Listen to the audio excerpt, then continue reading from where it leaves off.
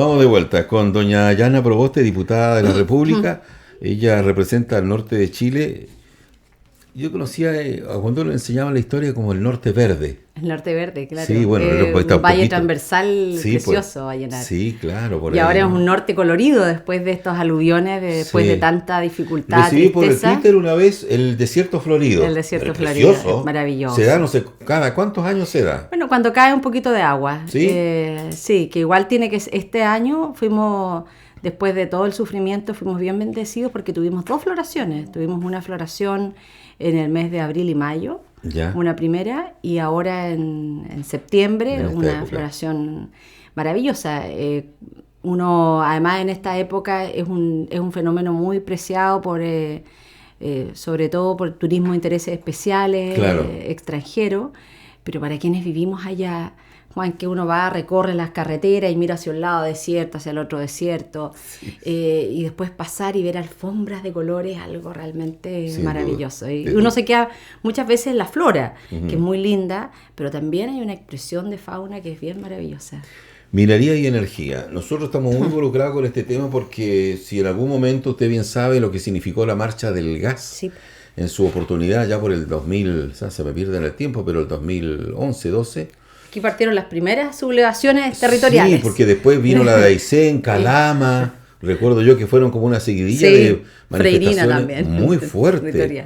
Sí, claro. Entonces, minería y energía por el gas, y que se terminaba el gas, y ahora como el agua para la población, decías tú en el norte, acá, Yasna, nuestro objetivo es el gas para la población. Y han habido luchas constantes en cuánto se vende el gas, el gas a Metané, cuánto vende el ENAP, el gas a Gasco, que son la empresa distribuidora del gas en la ciudadanía, en fin, en la población, etcétera, etcétera. Por lo tanto, a nosotros nos empatiza mucho el tema de la energía, el factor energético, sin duda alguna. En estas materias, junto con la energía, cae de cajón el tema del uso horario, donde yo sé que usted tiene como diputada de la República, tiene una posición, y la posición que se lo marca su distrito, su zona. Así es. A favor del cambio de horario. Acá nosotros derechamente le decimos que no queremos cambio de horario. Y lo ha representado en distintas oportunidades el diputado Juan Murano. Así es, lo ha comentado acá y lo ha expresado también en la Cámara. No, con mucha fuerza en la Cámara. Yo le comentaba en el día de ayer, recibimos una delegación del Programa de Naciones Unidas que conversó con algunos parlamentarios respecto del cambio de horario. Yo creo que aquí uno de los temas que más sorprendió fue que esta decisión haya sido en absoluta reserva, sin haber conversado, sin haber hecho ningún planteamiento previo. Yo creo que eso fue un elemento que jugó en contra de una medida administrativa. Ya llevábamos más de 50 años con estos cambios del uso horario, con el horario de invierno y verano, 7 meses de invierno, 5 meses de verano. Yo sé que pero también este debate y esta conversación nos ha permitido empaparnos de realidades muy distintas, y en eso el diputado Morano ha sido muy, muy claro. Él nunca permitió en que, por ejemplo, se hablara en que había una postura de nuestra bancada por el cambio de horario. Él decía, no, Magallanes, nosotros que tenemos que enfrentar una realidad como la que hoy día están viviendo y que la hemos enfrentado toda la vida, donde nuestros niños se van a oscuras al colegio, la gente se levanta a oscuras al trabajo, no aclara hasta ya bastante avanzada la mañana. Este es un horario que a nosotros no nos incomoda, y por lo tanto yo creo que cuando hacemos esta discusión respecto de qué es lo que va a ocurrir, recordemos que este es un decreto que tiene una duración de 2 años, nada por ahora nos hace vislumbrar en que vamos a tener una medida administrativa distinta.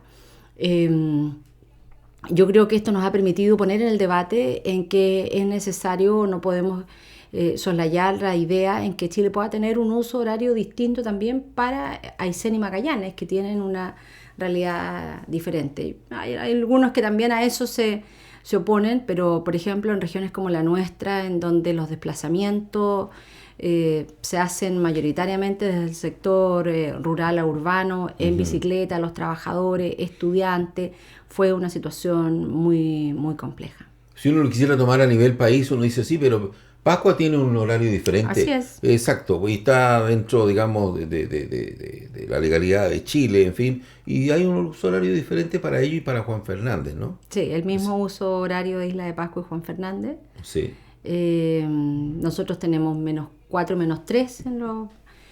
y yo lo que creo que lo interesante que ha tenido esto es que ha permitido hacer del cambio de hora un tema absolutamente opinable, se instaló en el seno de las familias y también nos ha permitido conocer realidades que son distintas, como el caso de Aysén y Magallanes, en donde, claro, con justa razón, muchos vecinos de Magallanes dicen, claro, porque hoy día les afecta a los santiaguinos, se convierte en un tema nacional, sí, pero sí. Cuando nosotros nos teníamos que levantar a oscuras, era un problema nuestro. Y yo creo que eso también habla de un país en donde los temas deben ser, más allá de los territorios, una situación en la que nos pongamos en el lugar del otro. Tengo apuntado acá el tema de descentralización. Sé que se ha avanzado en esta materia, constantemente le llega la información del Parlamento, tanto de la Cámara de Diputados como del Senado, están los canales respectivos si la gente quiere saber, sí. Basta, pero hay que darse el tiempo de estar revisando cómo funcionan las comisiones, cómo se vota en la sala, en fin, etcétera, etcétera. Descentralización, esta descentralización tan sui generis que tiene nuestro país, porque se dio un paso, primero con la elección de los consejeros regionales, pero ya es perfecto, se eligen, pero con pocas atribuciones. Cada día ellos se sienten con menos atribuciones. Lo mismo que hoy día se quiere llegar para la próxima elección ya con elección popular de los intendentes. ¿Quién va a estar más ligado estimativamente al gobierno? Serán los gobernadores, no el intendente. Pero el intendente, ¿qué rango de atribuciones va a tener? Ahí uno a saber en qué va a quedar eso, ¿no?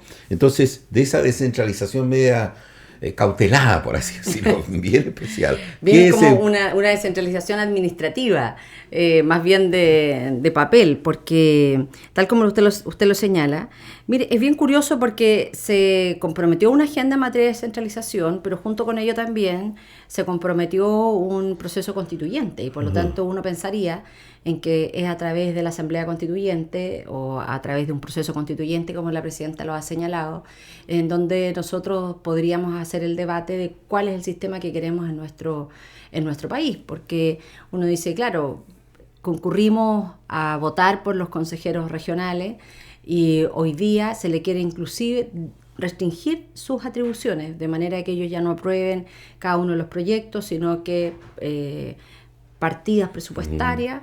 El intendente lo mismo, vamos a ir, lo que está hoy día en el Congreso es al proyecto de elección directa de intendentes, pero uno dice, sigue siendo un país unitario, presidencialista, extremadamente presidencialista. Ajá. Entonces, ¿de qué nos va a servir tener un intendente que inclusive puede ser de una línea distinta al gobierno de turno? Y si los recursos, lo hablábamos fuera de micrófono, no tenemos recursos regionales que surjan de impuestos regionales. Entonces es una situación que uno dice, más bien aquí hay algunos románticos o románticas que vivieron en otros países y quieren importar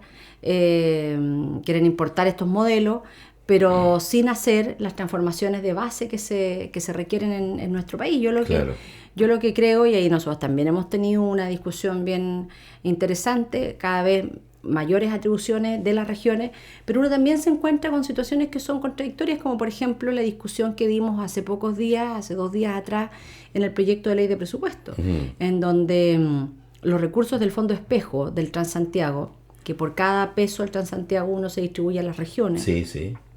Y eso a su vez se divide en el resto de las regiones que no son la metropolitana, estaban destinados para apoyar los temas de conectividad, de transporte en la zona, y ahora administrativamente, nacionalmente se les cambia el destino y se les dice, mire, de esto usted tiene que utilizar al menos un 40% para temas de salud. Entonces uno dice, mire, esto va también...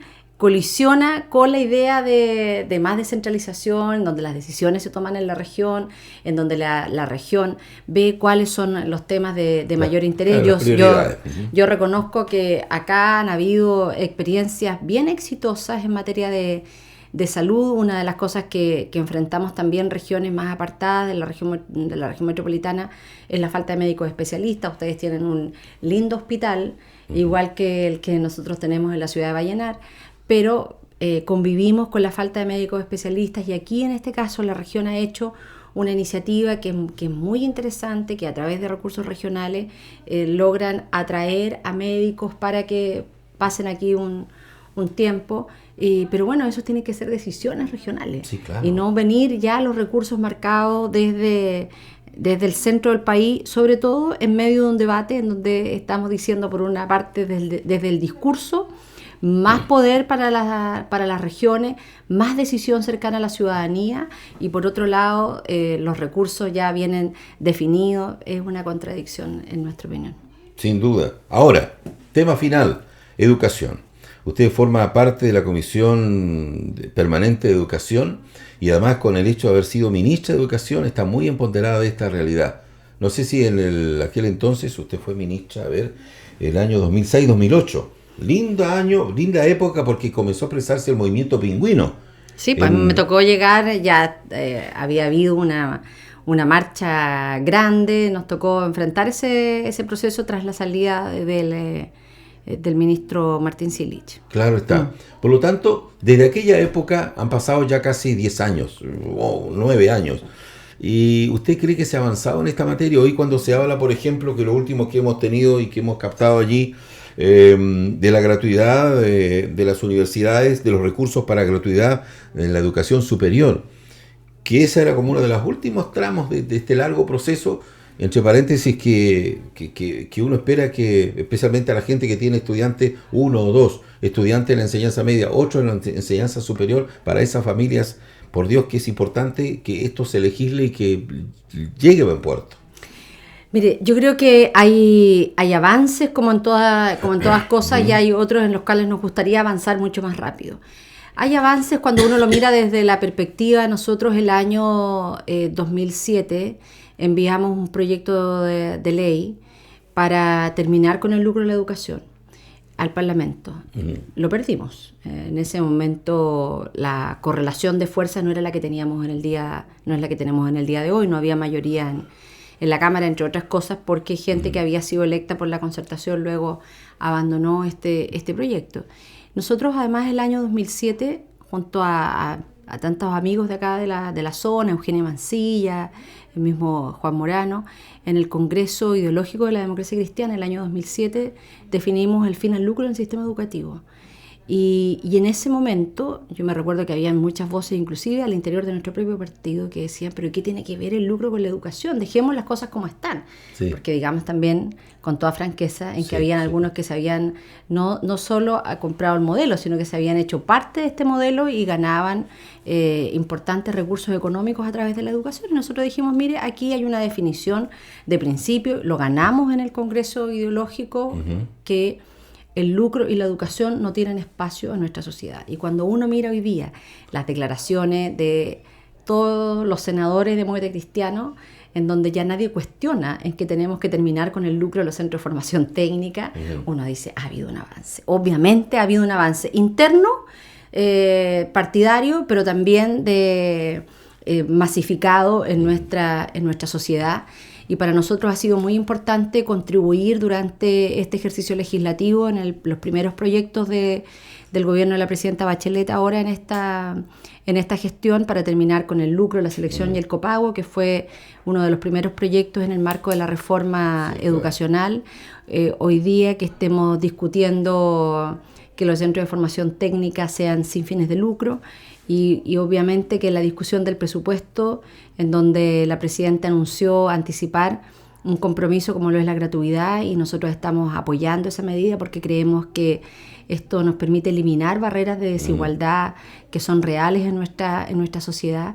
Pero también nosotros hemos señalado y hemos puesto una luz de alerta en que, entendiendo que las restricciones presupuestarias existen, debemos ser capaces de distribuir estos recursos con mayor equidad.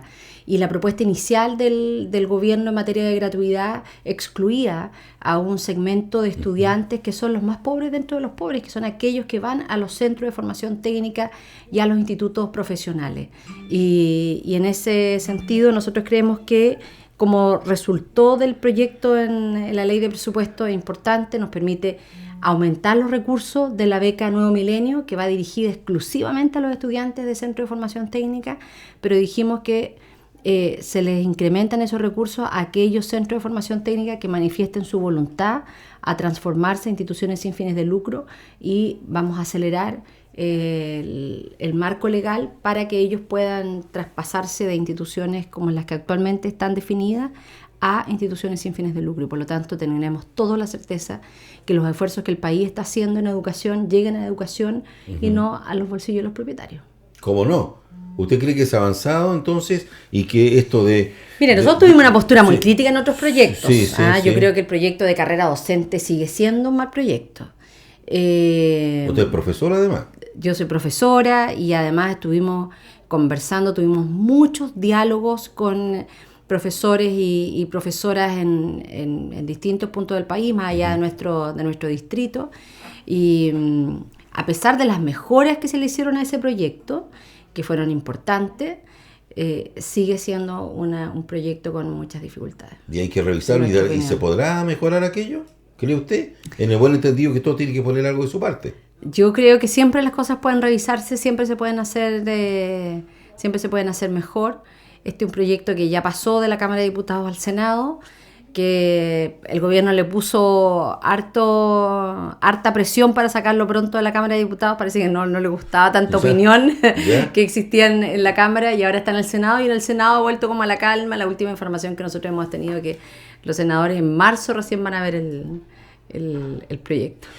Se está discutiendo el presupuesto y tiene que estar afinado el día 30 de noviembre. Queda poco. ¿Usted cree que los temas más fuertes en educación, salud, vivienda, que son siempre los que la llevan cuando se discute el presupuesto, van bien aspectados especialmente para satisfacer demandas en regiones? Mire, este es un presupuesto que pone un énfasis importante en las personas, tiene un crecimiento dentro de todas las dificultades económicas que enfrenta. Uno de los principales puntales al presupuesto del país es el cobre, y no es para nadie desconocido el sueldo de Chile, dicen por ahí. La rebaja de los commodities en general y del cobre en particular. Mire, a uno siempre le gustaría tener más recursos para poder enfrentar aquellos temas en que hoy día son necesarios en cada uno de nuestros territorios. En salud se dio una discusión bien importante, y que de alguna manera uno dice, si no se hubiese dado, a lo mejor hubiésemos tenido el presupuesto inicial que había presentado el Ejecutivo, y yo creo que no en vano la partida de educación fue rechazada en reiteradas oportunidades. Fue rechazada primero en la comisión de esa zona, después en la mixta, y en la sala se veía un panorama difícil. Eso motivó a que el Ejecutivo inyectara mayores recursos y en materia de infraestructura, pero como lo señalábamos algunos en nuestras intervenciones, el problema que enfrenta la salud no es solo de infraestructura. La infraestructura es una dificultad, sí, claro, pero también enfrentamos la falta de médicos, y por lo tanto valoramos en que en esta oportunidad el presupuesto considere la contratación de 33.000 nuevas horas de especialistas, que nosotros esperamos estas se distribuyan en regiones, y la formación de más médicos especialistas con cargo al Estado, que también son dos medidas que están ya en el proyecto de presupuesto del año 2016. En materia educacional, nosotros ahí tuvimos ha sido parte de la polémica de estos días, porque la partida de educación tiene varios ítems, se centró harto comunicacionalmente en la gratuidad, pero los recursos de educación son más allá de la gratuidad. Y, por ejemplo, tiene uno de los elementos en la partida que habla del fortalecimiento de la educación pública, que nosotros estamos absolutamente de acuerdo. Pero resulta que la letra chica de esa partida señalaba en que los municipios iban a poder destinar hasta un 40% para el pago de las deudas.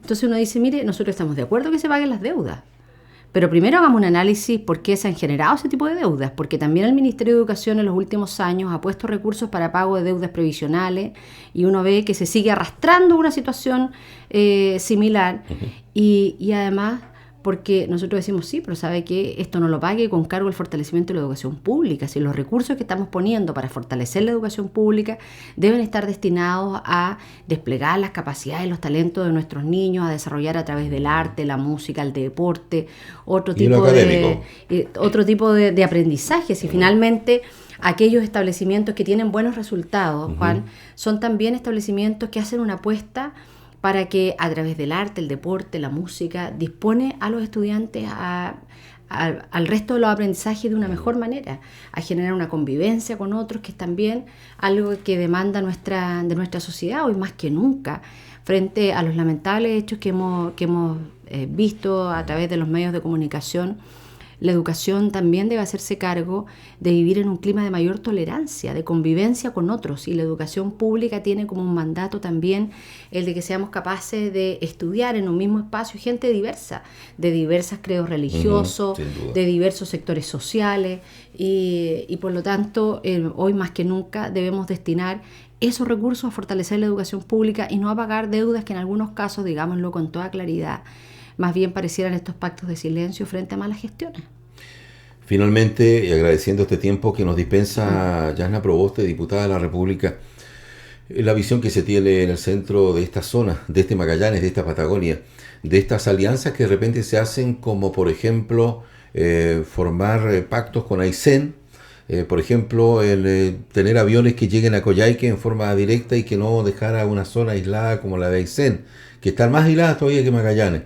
Y esta Patagonia que uno la ve tan extrema, cuando usted decía, no sé si me dijo al sur, el sur llega hasta Puerto Montt y después viene el sur extremo, que es la Patagonia. A nosotros no nos gusta esa palabra Patagonia, no le tenemos miedo. ¿Y cuál es la visión que se tiene? Y cuando hay que votar leyes es complicado, porque son leyes que deben beneficiar a lo macro y que deben beneficiar a todos los ciudadanos de Chile, pero hay leyes que no les satisfacen de repente a los extremos, por ejemplo. Yo sé que hay comisiones de zonas extremas, etcétera, etcétera. ¿Cuál es la visión que se tiene de esto? Bueno, lo que pasa es que esto nunca se hace, las visiones de uno nunca son en frío, siempre son también a partir de sus propias experiencias personales. Y la verdad yo puedo estar muy permeada por amigos nuestros, el diputado Juan Morano, nuestra amiga ya de tantos años, Eugenia Mancilla, en donde ellos siempre, antes de plantear sus problemas personales, son sus problemas de la comunidad de Magallanes. Entonces uno durante tantos años ha estado escuchando, se ha ido también sensibilizando respecto de una situación en que puede haber sido adversa en un comienzo, como lo es estar tan al extremo sur, ciertas condiciones de aislamiento, pero que finalmente se ha transformado en una gran oportunidad de cohesión del tejido social de la comunidad en nuestra zona. A mí me ha tocado ver de cerca el trabajo del diputado Morano y del diputado Iván Fuente para hacer realidad esta conectividad, porque claro, para quienes a lo mejor desconocen la situación geográfica, hay mucha gente que nunca ha tenido la posibilidad de llegar hasta Magallanes, ni tampoco a Aysén, pero muchos temas de salud, inclusive, Juan, son resueltos de la gente de Aysén, son resueltos acá en Magallanes. Magallanes es un espacio de mayor cercanía para la gente de Aysén, y lo que han logrado a partir del trabajo de los parlamentarios es generar esta conectividad que hoy día se materializa y ya comienzan estos vuelos. Yo me recuerdo, el ministro de Transporte ha estado en varias reuniones con nosotros, y nosotros siempre decíamos, ahora viene la intervención del diputado Morano, y siempre presentando, reclamando y presentando alternativas y propuestas. Yo creo que eso es muy importante. Y a veces uno dice, por eso que no da lo mismo, ¿por qué no vote? Sí, cuando la gente se empapa de su territorio, de los problemas, y los representa con tanto esfuerzo. Yo me recuerdo que un día yo presido había dicho, la Comisión de Recursos Hídricos. Sí. Somos dos, generalmente, al menos en la democracia cristiana, 2 miembros participamos en esa oportunidad, y teníamos que votar un artículo importante, y el diputado que nos acompañaba en esa comisión no estaba. Entonces yo le digo al diputado Morano, diputado, porque justo se había caído la comisión de zonas extremas que él preside, ¿por qué no nos acompaña a la comisión? No pudimos avanzar ni un artículo, porque de repente íbamos a iniciar una zona de restricción. El código de agua establecía una zona de protección de humedales en el sector de la región de Tarapacá, ¿ya?, y la región de Antofagasta. Entonces, bueno, uno como representante de Atacama dijimos, corramos un poquito la línea, si nosotros también tenemos humedales, y claro, incorporemos Atacama. Perfecto, toda la discusión, ese día íbamos solo a votar, y el diputado Morano dice, no, perdón, pero ¿y a dónde están las turberas? Sí, las turberas, y los humedales acá también tenemos. Las turberas, entonces se miraba a la gente, la Dirección General de Agua nunca había sido puesto en el debate la preocupación de las turberas, y que además tiene dentro del sistema hídrico una tremenda importancia. Desde luego.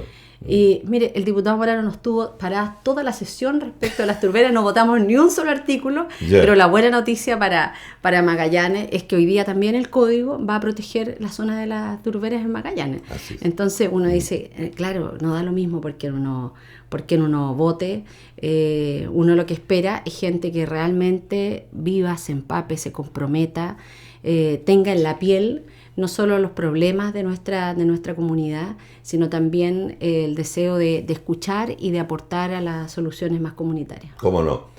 Diputada Proboste, yo le agradezco mucho que nos haya acompañado en este espacio para hablar de diversos tópicos de la vida nacional. Sí, hemos tenido una conversa bien de varios detalles, temas, pero es como la vida, si uno no habla solo de un tema. Y además que es diputada de regiones, y eso empatiza con uno porque dice, si viene alguien del área metropolitana, no sé si estará muy empapado de estas realidades, pero hay que estar en regiones luchando por cada uno de sus ciudadanos y de la comunidad a la cual uno representa. Una región tan hermosa. Así que gracias, Yana. Mandarle un saludo a todos y a todas quienes hacen grande Magallanes. Muy bien, gracias. Muy gentil. Hoy día en Polar en Parlamento con la diputada Yana Proboste. Muy buenos días. Buenos días.